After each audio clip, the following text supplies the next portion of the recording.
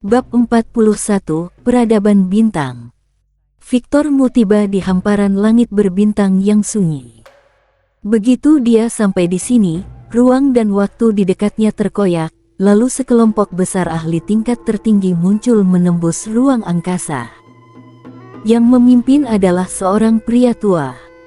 Pria tua itu adalah Andre Mu, pemimpin peradaban bintang saat ini. Di samping Andre Mu, ada seorang wanita bertubuh sangat indah, dengan lekuk tubuh menawan, dada menonjol, dan pinggul berisi. Dia adalah tipe wanita yang bisa membuat darah pria berdesir hanya dengan sekali pandang. Andre Mu dan yang lainnya berjalan cepat menuju Victor Mu.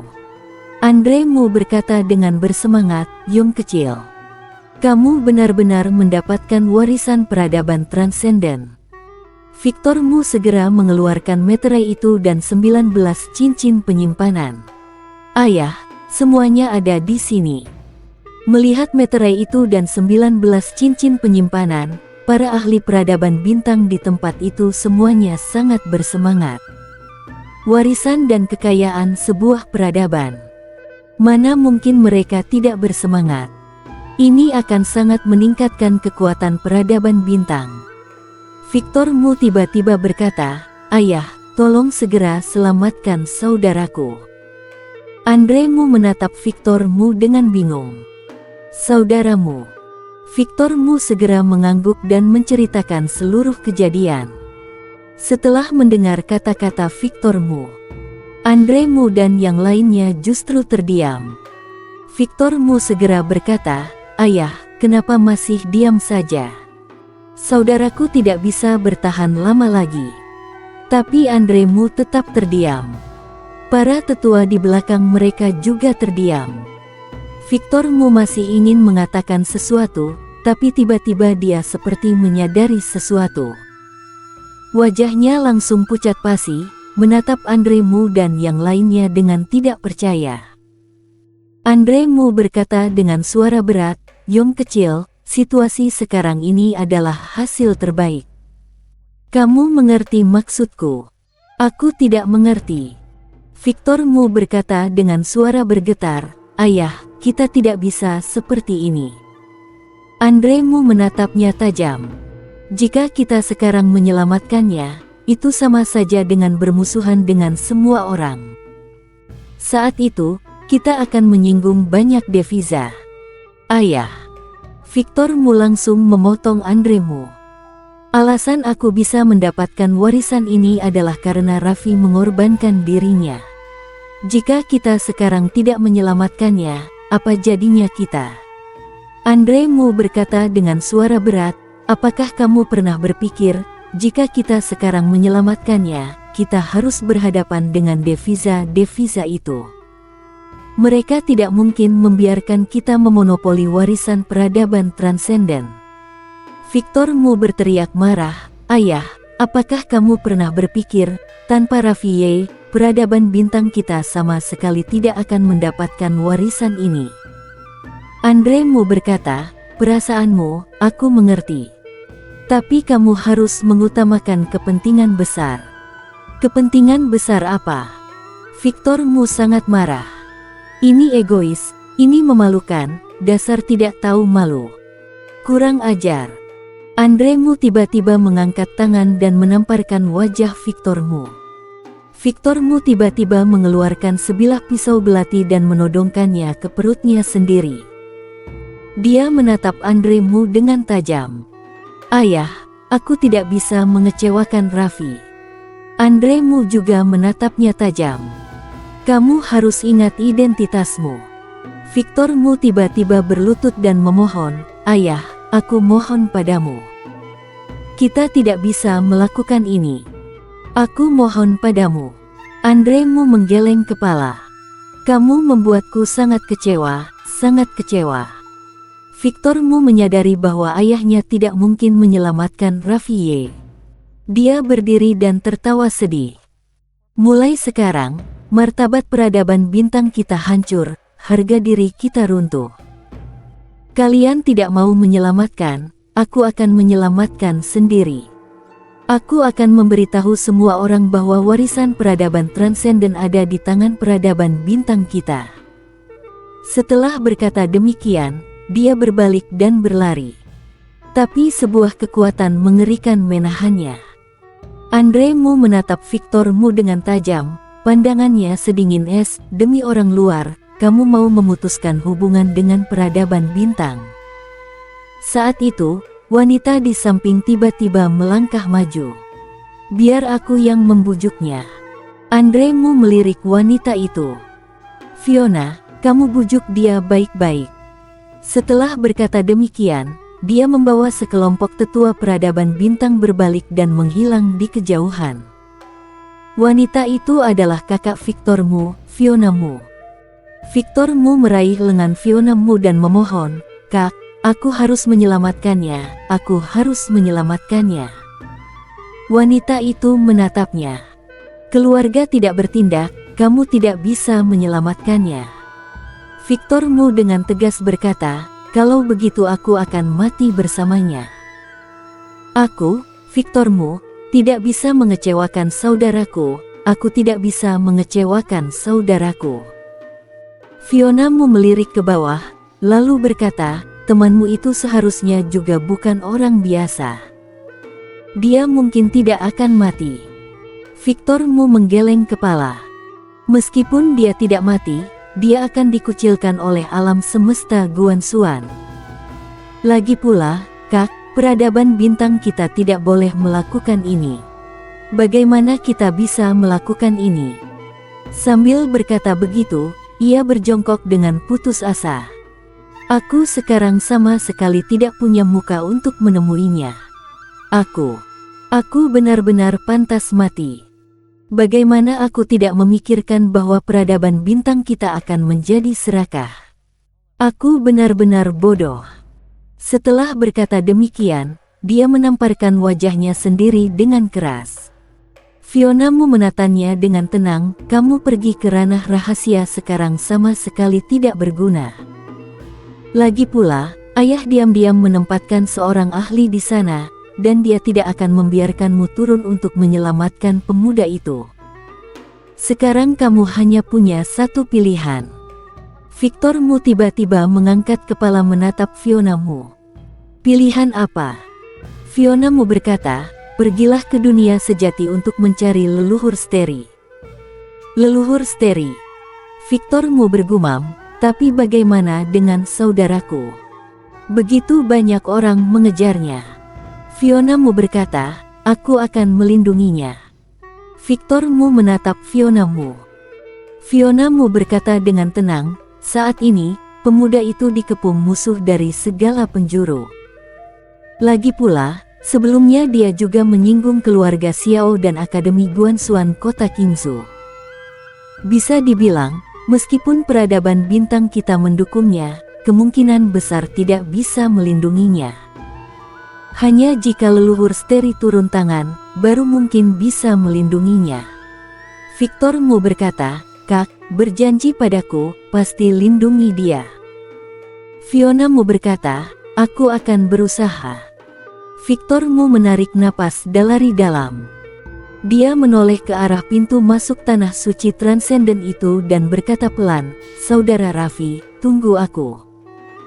Setelah berkata demikian, dia berbalik dan menghilang di cakrawala. Setelah Victor Mu pergi, seorang pria tua muncul di samping Fiona Mu. Pria tua itu berkata dengan suara rendah, "Nak, kita benar-benar akan melindungi pemuda itu." Fiona Mu perlahan berbalik ke arah pintu masuk tanah suci transenden itu. Yong kecil melihat masalah hanya dari sudut pandang pribadi. Karena itu, dia hanya memperhatikan perasaan pribadi dan mengabaikan kepentingan keluarga. Sedangkan ayah melihat masalah dari sudut pandang keluarga. Dia memperhatikan kepentingan keluarga dan mengabaikan inti dari masalah ini. Pria tua itu bingung. "Maksudmu?" Fiona Mu perlahan berkata, "Peradaban transenden dulunya adalah peradaban tingkat dewa tertinggi. Mereka sekarang ingin mencari seorang pewaris. Pertanyaannya, siapa yang sebenarnya mereka incar? Yong kecil atau orang bernama Raffi Ye itu. Pria tua itu mengerutkan kening. Fiona Mu menatap ke bawah dengan pandangan tegas. Mereka benar-benar memilih Raffi Ye. Pria tua itu langsung tidak terima. Yong kecil juga tidak kalah. Fiona Mu mengangguk. Tentu tidak kalah. Tapi paman kedua mengabaikan satu masalah, yaitu identitas Yong kecil. Dia berasal dari peradaban bintang. Apakah orang-orang peradaban transenden tidak tahu bahwa jika mereka memberikan warisan kepada Yong kecil, pada akhirnya itu hanya akan menjadi mas kawin untuk peradaban bintang kita? Tapi jika diberikan kepada Raffi Ye itu, maka sangat berbeda. Karena Raffi Ye saat ini hanya dari keluarga kelas rendah, dia akan lebih menghargai warisan ini dan tidak akan berubah dari tamu menjadi tuan rumah.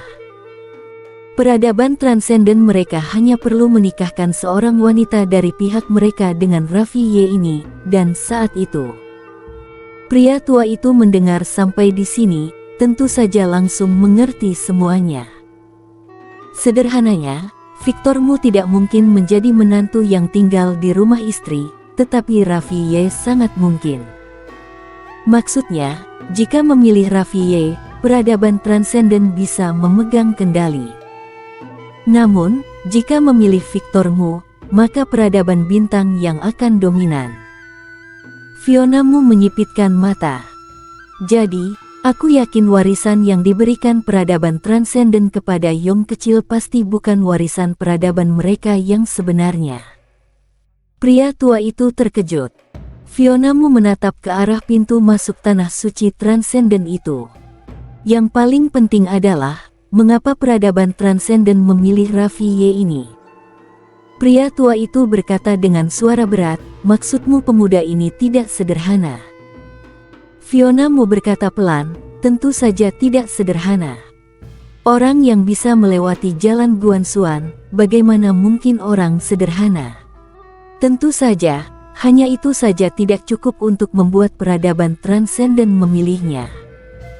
Peradaban transenden pasti menemukan keunggulan lain dari pemuda itu. Sampai di sini, dia sedikit menggeleng kepala. Pandangan dan wawasan ayah tidak cukup. Dia hanya melihat keuntungan sesaat, tidak melihat inti persoalannya. Pemuda itu yang paling berharga. Pria tua itu berkata, kamu harus mengerti ayahmu. Dia sebagai kepala keluarga harus bermain aman. Dan melakukan ini jelas paling aman. Fiona Mu justru menggeleng kepala. Tidak aman. Pria tua itu menatap wanita itu dengan tidak mengerti. Fiona Mu berkata, tindakan peradaban bintang ini jelas mencederai kepercayaan Lika. Suatu hari pemuda itu benar-benar bangkit, saat itu dia pasti akan menuntut pertanggungjawaban peradaban bintang atas perbuatan hari ini. Jika benar-benar ada saat itu, harga yang harus dibayar peradaban bintang kita benar-benar tidak terbayangkan. Pria tua itu ragu sebentar, lalu berkata, nak, aku tidak percaya pemuda itu punya kemampuan itu. Jika dia benar-benar punya kemampuan itu, sekarang juga tidak akan seterpojok ini. Fiona Mu balik bertanya, paman kedua, mengapa kamu meremehkannya? Atau lebih tepatnya, mengapa semua orang meremehkannya? Pria tua itu berkata, dia dari keluarga kelas rendah. Fiona Mu balik bertanya, bukankah justru itu yang paling mengerikan? Pria tua itu menyadari sesuatu, pupil matanya langsung menyusut.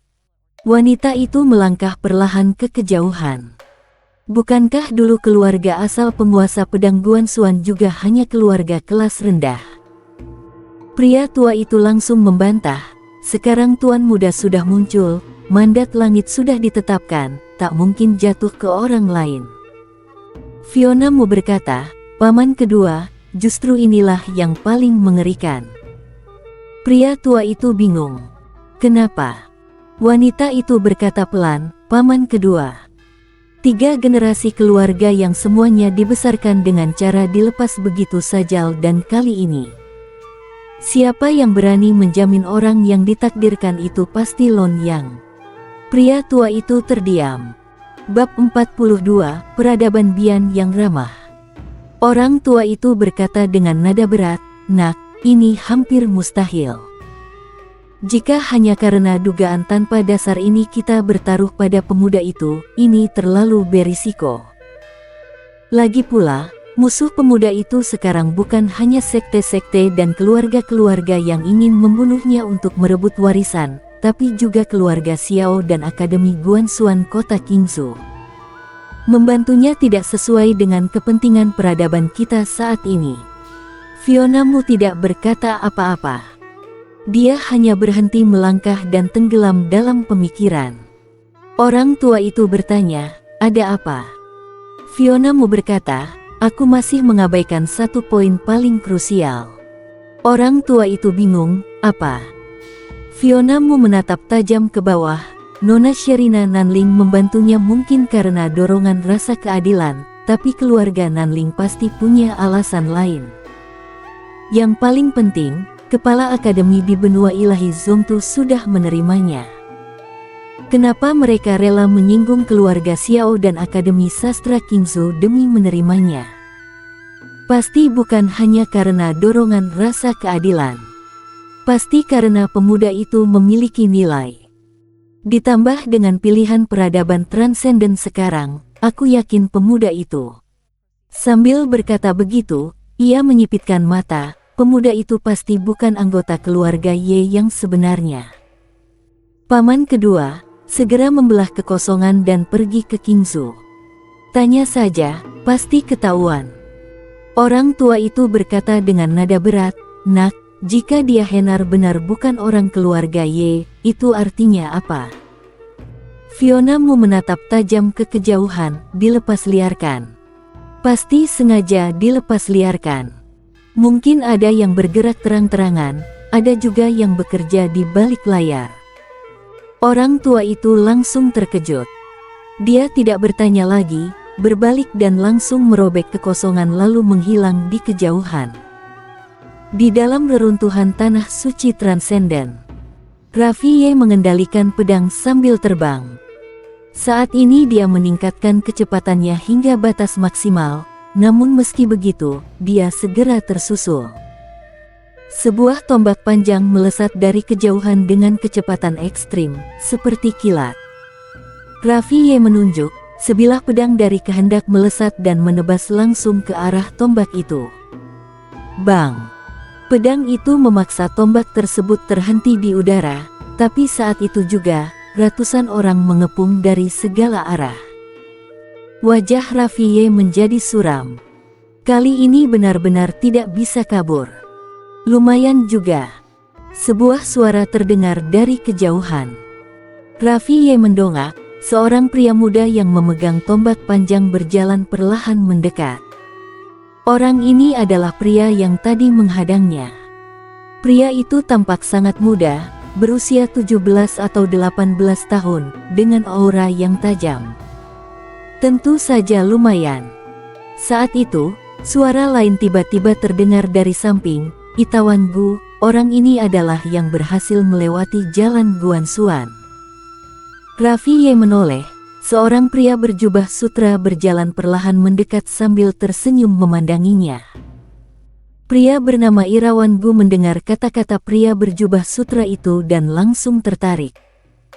Dia memperhatikan Raffi Ye dengan seksama, lalu tersenyum, "Jadi kamu Raffi Ye yang melewati jalan Guanxuan." Benar-benar menarik. Raffi Ye tidak berkata apa-apa. Irawan Gu berkata lagi, "Jujur saja, aku agak penasaran bagaimana kamu bisa melewati jalan Guanxuan. Bisa cerita? Soalnya, dulu aku sampai ujian berkali-kali tapi tidak bisa lulus." Raffi Ye berkata, "Beruntung." Irawan Gu sedikit terkejut, lalu matanya menyipit, "Kamu sedang mempermainkan aku." Raffi Ye menatapnya, "Memang beruntung. Kalau tidak, bagaimana mungkin aku bisa melewati jalan Guanxuan? Bukankah ini pemikiran aslimu?" Irawan Gu menatap Raffi Ye, tersenyum, "Aku memang berpikir begitu, haha." Raffi Ye melihat sekeliling. Saat ini, Semua mata tertuju padanya, mata-mata itu tidak menyembunyikan keserakahan. Keserakahan. Raffi Ye tampak berpikir. Irawan Gu tiba-tiba melihat sekeliling, tersenyum, "Teman-teman, tolong hargai aku sedikit. Aku ingin adu beberapa jurus 1 lawan 1 dengan jenius langka yang melewati jalan Guan Xuan ini." Di sekeliling, semua orang diam, tidak ada yang menentang. Karena mereka sudah tahu asal-usul orang ini. Orang ini berasal dari keluarga Gu di peradaban Bian. Leluhur keluarga Gu itu siapa? Dia adalah seorang cendekiawan agung Akademi Guan Xuan pada masa lalu, yang merupakan sahabat karib penguasa pedang Guan Xuan. Saat itu, pria berjubah sutra tiba-tiba berkata, "Saudara Gu, apakah kamu ingin memonopoli warisan peradaban transenden yang ada pada pemuda ini?" Irawan Gu melirik pria berjubah sutra, tersenyum, "Meski aku ingin memonopoli, mau bagaimana?" Pria berjubah sutra tertawa, "Itu tergantung kami setuju atau tidak." Melihat pria berjubah sutra berani menantang Irawan Gu, semua orang di tempat itu agak terkejut. Siapa sebenarnya orang ini? Irawan Gu menatap pria berjubah sutra tanpa berkata apa-apa. Pria berjubah sutra tersenyum tenang. Tiba-tiba, Irawan Gu tersenyum, "Ternyata, kamu dari tempat itu." Pria berjubah sutra berkata dengan tenang, "Jika saudara Gu hanya ingin beradu jurus dengannya, tidak masalah. Tapi harus disepakati dulu, warisan transenden yang dia bawa adalah milik kita semua." Irawan Gu tersenyum, "Baiklah." Sambil berkata demikian, dia menatap Raffi Ye di kejauhan, "Ayo, tunjukkan kemampuan orang yang melewati jalan Guan Xuan." Pria berjubah sutra tiba-tiba tersenyum, "Saudara Gu, kamu kan puncak ranah dewa, sedangkan dia hanya ranah tribulasi besar. Kamu bertarung dengannya seperti ini, bukankah jelas-jelas menindas? Lagi pula, meski kamu menang, kamu akan dapat nama Fang menindas Fang lemah dan juga akan memalukan peradaban Bian kalian." Irawan Gu meliriknya sekilas, tersenyum, "Ini bukan urusanmu." Sambil berkata demikian, dia menatap Raffi Ye di kejauhan. Ia mengetukkan gagang tombaknya pelan ke tanah dan seketika menurunkan level kultivasinya ke ranah tribulasi besar. Pria berjubah sutra menatap Raffi Ye, tersenyum tipis. Raffi Ye agak bingung, tidak bisa menebak niat pria berjubah sutra ini. Apakah dia sedang bermaksud baik padaku, atau ada tujuan lain? Saat itu, Irawan Gu tiba-tiba berkata, "Silakan mulai." Raffi Ye menatap Irawan Gu. Irawan Gu menatapnya, "Ingat, kamu hanya punya satu kesempatan menyerang, karena ketika aku menyerang, kamu pasti mati. Aku ini orangnya tidak pernah sok." Raffi Ye tidak menyerang, melainkan mendongak. Menurut perkiraannya, bantuan Victor Mu seharusnya sudah tiba, tapi sampai sekarang tidak ada gerakan. Kalau tidak ada kecelakaan, takutnya akan ada kecelakaan. Seketika itu, dia memikirkan beberapa kemungkinan. Mungkin Victor Mu ingin memonopoli, karena itu kabur membawa harta, atau mungkin kekuatan di belakang Victor Mu yang ingin memonopoli. Sialan. Hati Raffi Ye langsung tenggelam ke dasar. Seharusnya namaku bukan Tianming, mandat langit, tapi nasib sial.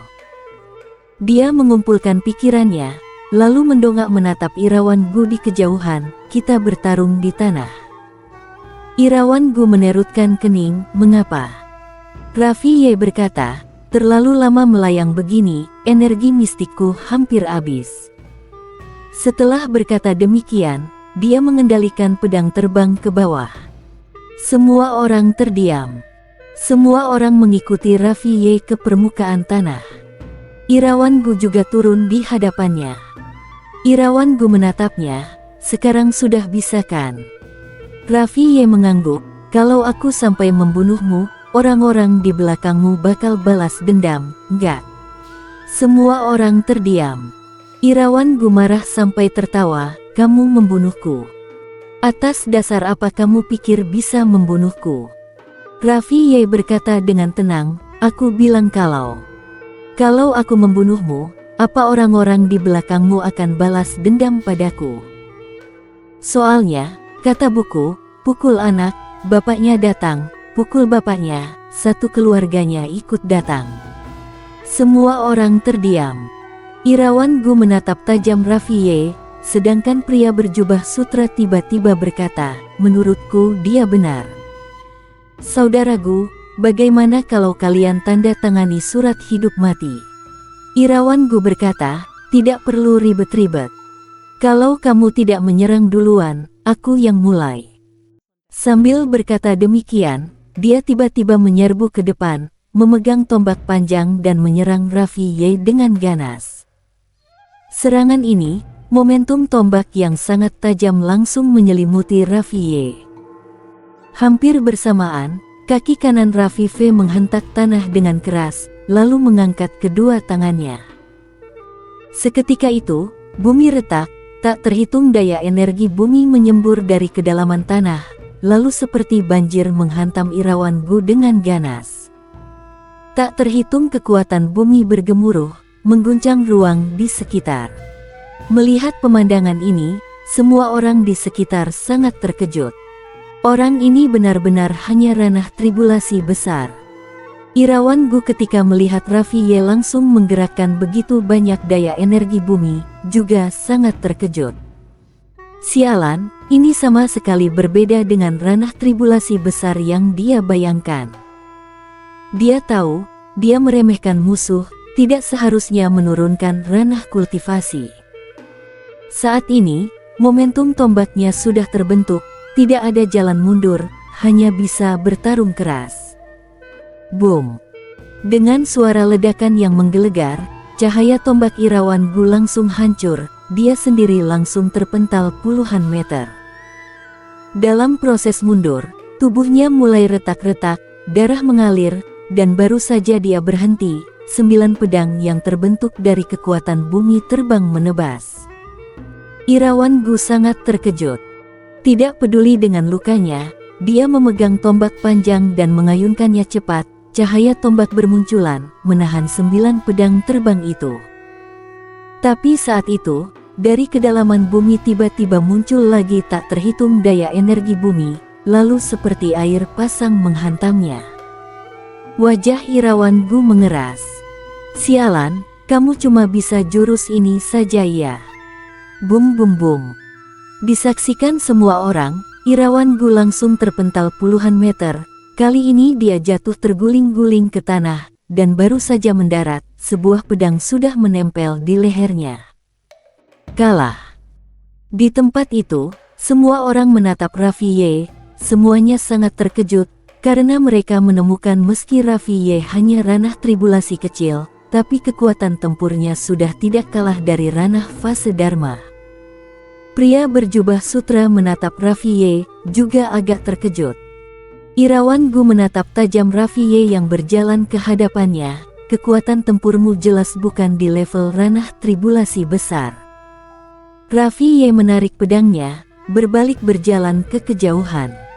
Irawan Gu marah, kamu sedang menghina aku. Raffi Ye berhenti melangkah.